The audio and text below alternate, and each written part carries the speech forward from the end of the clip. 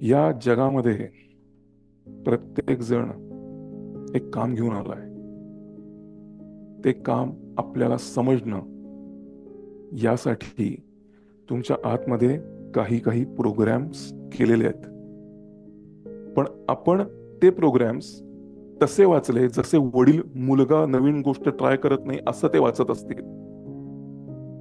तर आपण त्या प्रोग्राम्सचा लाभ घेण्यासाठी स्वतःला अजून तयार नाही केलं.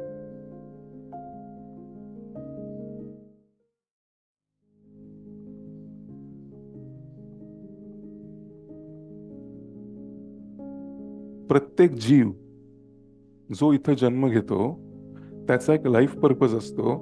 त्या लाईफ पर्पज वरती चालला तरच तुम्ही तुमची काळजी घेत असताना तुम्हाला इथे पाठवणारा तुमचा क्रिएटर, मग क्रिएटर तुम्ही काही म्हणू शकता, त्याला तुम्ही देव म्हणा, त्याला तुम्ही माऊली म्हणा, त्याला तुम्ही नैसर्गिक शक्ती म्हणा, कॉस्मिक पॉवर म्हणा, तुमची जी काय नावं असतील ती तुम्ही द्या. पण मी त्या ताकदीबद्दल बोलतोय जी ताकद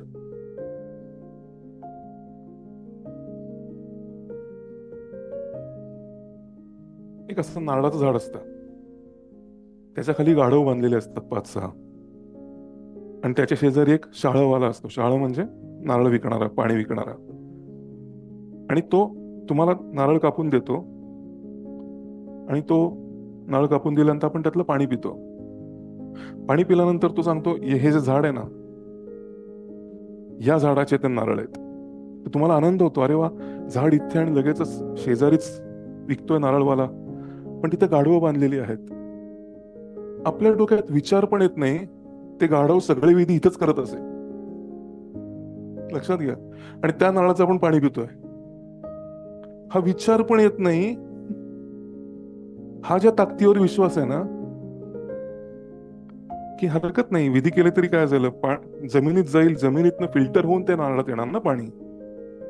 फिल्टर होऊन नारळात येणार, हा विश्वास कुठल्या ताकदीवर आहे तुमचा? नारळाच्या मध्ये असलेलं पाणी कुठून आलंय हे कुठल्याच शहाळवाल्याला का नाही विचारलं जात? असं काय माहिती आपल्याला की ते नीट फिल्टर केलं गेलेलं असेल? मी त्या ताकदीबद्दल बोलतोय. त्याला तुम्ही काय नाव देता? हे इंडिव्हिज्युअल वेगळे नाव असू शकतं, पण त्याला आपण क्रिएटर हे कॉमन नाव देऊ. क्रिएटरनी तुम्हाला एक पाथ दिलाय. तो पाथ प्रत्येकाला वेगळा आहे. वीरप्पन गेला कारण त्यांनी किडनॅपिंग सुरू केलं. त्याचा पाथ होता चंदन तस्कर. छान चालू होतं. मी इथे काही रेकमेंड करत नाहीये, मी इथे काही प्रमोट करत नाहीये. माझ्या त्या बालबुद्धीला समजलेले आणि मिळालेले प्रश्नांची उत्तरं जी आजपर्यंत व्हॅलिड आहेत. तुम्हाला वीरप्पन गुन्हेगार आहे हो. नेचरचं म्हणणं एक आहे, इथे म्हैसूरच्या आसपास मी चंदन उगवतोय कारण तिथे तसं पोषक वातावरण आहे. पण म्हैसूरच्या आसपास चंदन उगवतोय पण म्हैसूरसाठी नाहीये, ते जगासाठी आहे. पण म्हैसूर द्यायला तयार नाही. मग Veerappan, I have my on solutions. What I don't understand doesn't exist, यातनं बाहेर यायला पाहिजे. मला जे समजत नाही ते नसतंच, यातनं बाहेर यायला पाहिजे. आणि मग जे नॉलेज मिळतं त्यातनं जे मन शांत व्हायला लागतं. म्हणजे माझ्याकडे एक जण आले होते आणि ते आपल्या मुलावरती रागवूनच असायचे. म्हणजे असा का बसतोस, असा का उठतोस, उठलास तर उजवा पाय आधी का ठेवलास, डावा पाय आधी का नाही ठेवलास, असं आता तू ती पॅन्ट घातलीस, किती दिवस पॅन्ट हीच घालणार आहे, नवीन पॅन्ट घ्यायला सांग ना मला.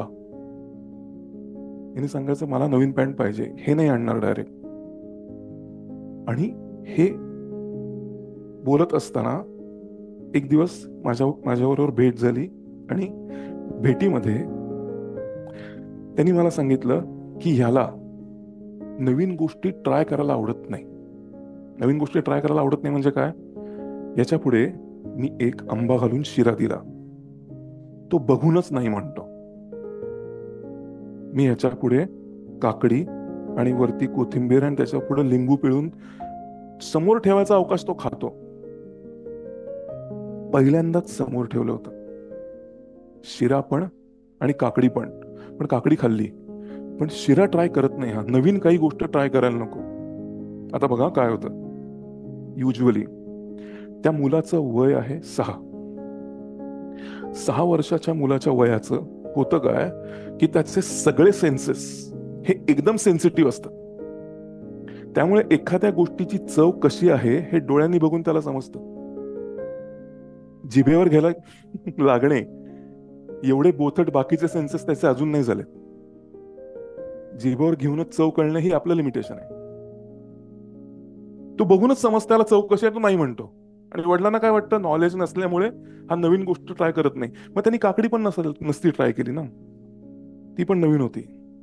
नॉलेज काय मिळालं, अच्छा त्याचे सेन्सेस सेन्सिटिव्ह आहेत, त्यामुळे त्याच्या समोर जे येतं त्याची चव, तो वास, डोळे याच्या कॉम्बिनेशननी बघतो आणि ते त्याच्या आतमध्ये प्रोग्राम्ड आहे म्हणून तो नाही म्हणतो की मला माहिती, मला आवडणार नाही. चवीवरती जायला पाहिजे असतं ना, तर मुलं माती का खातील ना. लक्षात घ्या, त्यांना काहीतरी माहिती आहे इथं काय मिळेल. पर कॅल्शियमची कमी असते ना, की मुलं माती खातात. आता कुठली माती बघितल्यावर डोळ्याला कॅल्शियम दिसतं. काहीतरी प्रोग्राम आहे ना आतमध्ये, जे तुम्हाला तिकडे ढकलतं हे खा म्हणून. हे नॉलेज मिळालं, अच्छा म्हणून तो खात नाही का. आता नंतर मग प्रथा घरामध्ये उलटी सुरू झाली. त्याला दाखवायचं चांगलं आहे, करे मग वडील खायचे.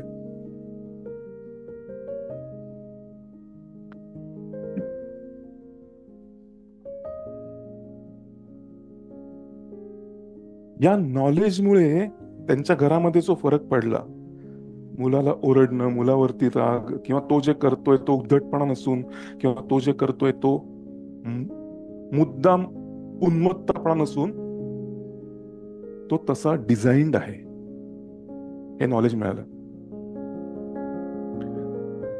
या जगामध्ये प्रत्येक जण एक काम घेऊन आलाय. ते काम आपल्याला समजणं यासाठी तुमच्या आतमध्ये काही काही प्रोग्राम्स केलेले आहेत. पण आपण ते प्रोग्राम्स तसे वाचले जसे वडील मुलगा नवीन गोष्ट ट्राय करत नाही असं ते वाचत असतील, तर आपण त्या प्रोग्राम्सचा लाभ घेण्यासाठी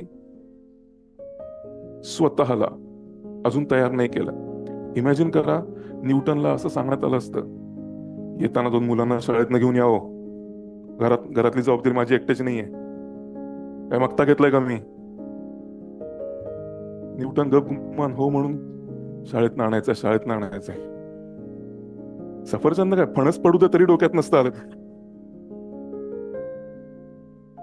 असं काहीतरी असतं बाबा, शाळेतनं आणायचंय. नॉलेज घ्यायला निवांतपणा ही प्री रिक्विजिट आहे.